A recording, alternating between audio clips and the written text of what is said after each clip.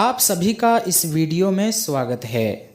दोस्तों, वो कौन सी चीज़ है जो यहूदियत यानी कि यहूदी धर्म और इस्लाम में यकसां है, समान है, और ज़िम्मी किसे कहा जाता है और इस्लामी देशों में इनकी क्या हैसियत है।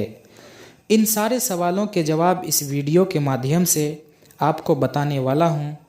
तो शुरू करने से पहले आपसे एक छोटी सी रिक्वेस्ट है कि अगर आप YouTube से देख रहे हैं तो हमारे चैनल को सब्सक्राइब कर लें और बेल के ऑल नोटिफिकेशन को भी ऑन कर लें, और अगर Facebook से देख रहे हैं तो पेज को लाइक और फॉलो ज़रूर करें।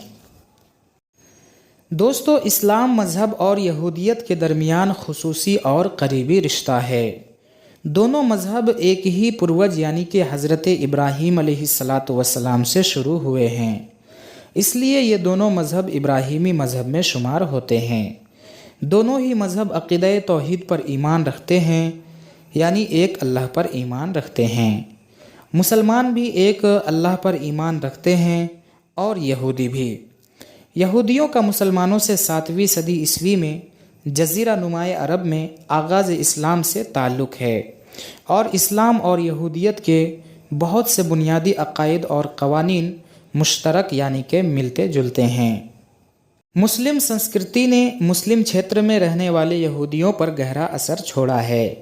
यूरोप के अलावा मुस्लिम देशों में यहूदियों को शायद ही कभी कत्ल आम या जबरन मज़हब तब्दीली यानी कि धर्मांतरण का सामना करना पड़ा, बल्कि यहूदियों को मुस्लिम ममालिक में उमूमी तौर पर मज़हब, रहाइश और कोई भी पेशा इख्तियार करने की आज़ादी हासिल थी।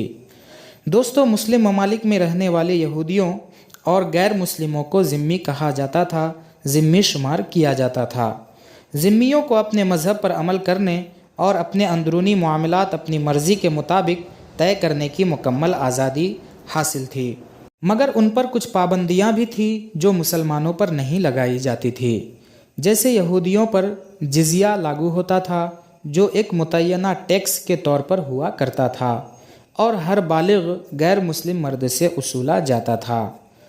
मुस्लिम ममालिक में यहूदियों के लिए हथियार लेकर चलना और ऐसे मुकद्दमात यानी कि केसेस में गवाही देना जिसमें मुसलमान फ़रीक हो मना था, यानी मुसलमानों के मामलात में यहूदियों की गवाही नहीं मानी जाती थी। मुस्लिम ममालिक में ज़िम्मियों के लिए कई क़वानीन और रूल्स अलग थे। जैसे ज़िम्मियों के लिए अलग लिबास मखसूस था ताकि आसानी से उनकी पहचान हो सके। इस तरह के कानून कुरान और हदीस में कहीं मज़कूर नहीं है, कहीं ज़िक्र नहीं किया गया है, बल्कि बगदाद में इस्लामी सल्तनत के कायम होने के बाद ये कानून बनाया गया और शिद्दत के साथ नाफिज किया गया। 20वीं सदी में इज़राइल के क़याम के बाद फ़िलिस्तीनी मुसलमानों पर जुल्म व सितम की वजह से मुस्लिम ममालिक में रहने वाले यहूदियों के साथ मुसलमानों के रवैये में तब्दीली आई है। मुस्लिम ममालिक में रहने वाले ज़्यादातर यहूदी अब इज़राइल चले गए हैं, इज़राइल मुंतकिल हो चुके हैं। इस वक्त मुस्लिम ममालिक में यहूदी बहुत ही कम तादाद में मौजूद हैं।